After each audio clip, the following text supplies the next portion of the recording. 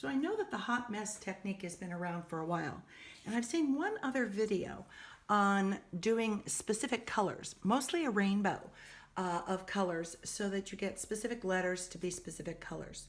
So I took it a step farther, and I decided I would do some intentional colors, so I call it the intentional hot mess, and underneath the vinyl. And then when I put the vinyl on, it comes out so that it will be more specific to the color.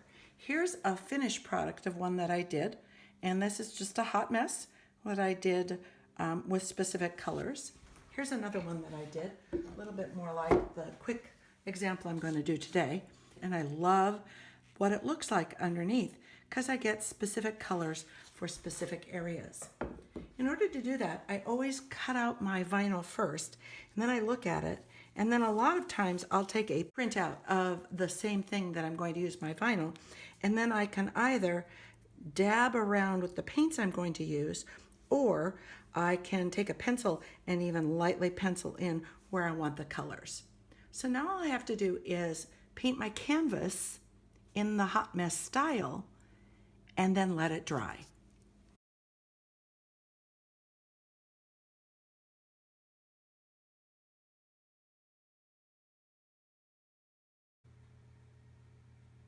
Now that my canvas is dry, I'm going to peel my vinyl to the transfer tape. And this is really tricky when you've got gloves on because it wants to stick to the gloves. And now I'm going to put it down exactly where I want it. So hopefully will be where the colors are that I wanted it to have. And I'm going to just use my scraper tool and apply the vinyl down.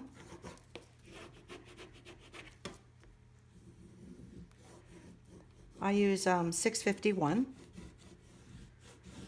and just a clear transfer tape so that I can see what I'm doing. I want to make sure that it's nice and stuck,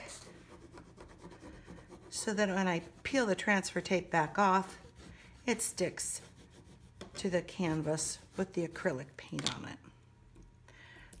Since it's a hot mess, it really doesn't matter if the rest of the canvas gets yucky, because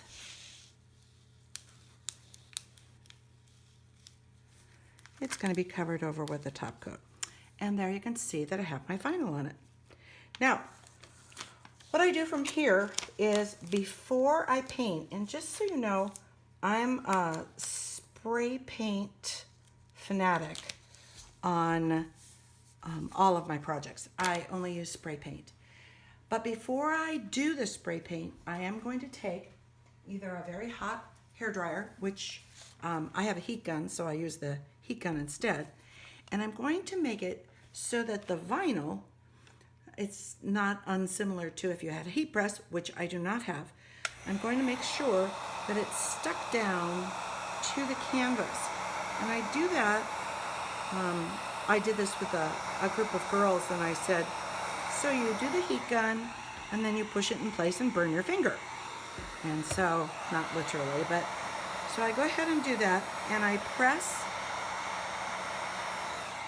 the vinyl into the canvas so that I can see the texture of the canvas through the vinyl. I did a short video and posted it about different kind of vinyl adherence and the different techniques. And I found that Mod Podge didn't work at all. In fact, that was my least favorite. So I never use Mod Podge. I found that using an acrylic top spray, I used to use Krylon crystal clear acrylic spray. It was effective, but the most effective was just heating the vinyl and pressing it in, and that's also the least expensive. So once I've done that, and I make sure that the texture can be seen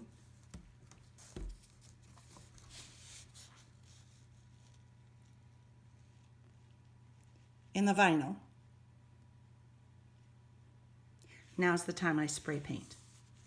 So I'll take my camera outside and I'll show you my spray painting technique. So now I'm outside and I'm going to spray with light coats of, I use flat white primer. It doesn't really matter what brand. I've used chalk paint before, but flat white primer is so much less expensive, and I had just exactly the same results. So I'm going to spray a light coat over the entire surface.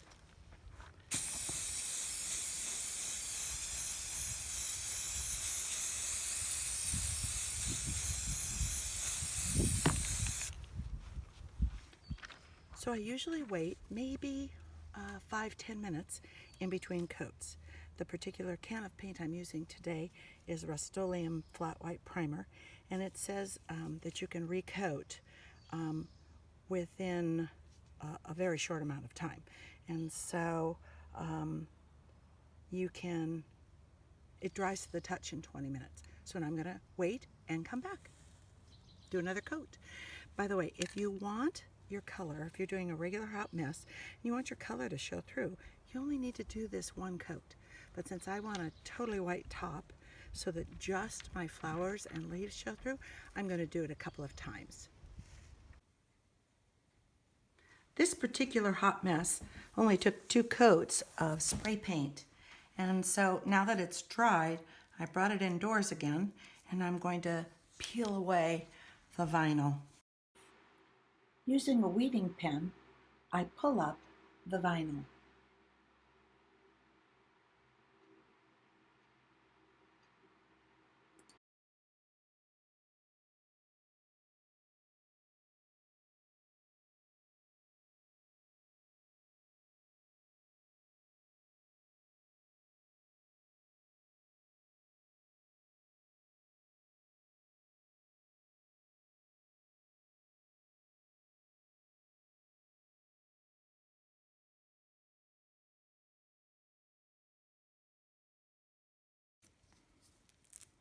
Now you'll see, as I am lifting the vinyl,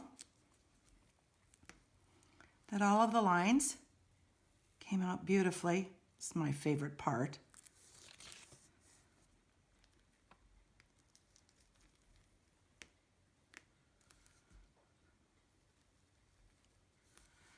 And in just a moment, we'll have the final product.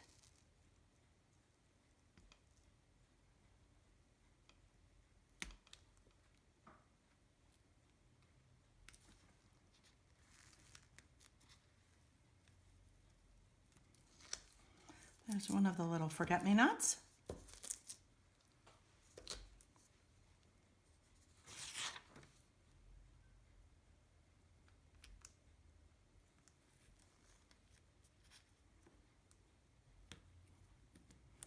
And the other little forget-me-not.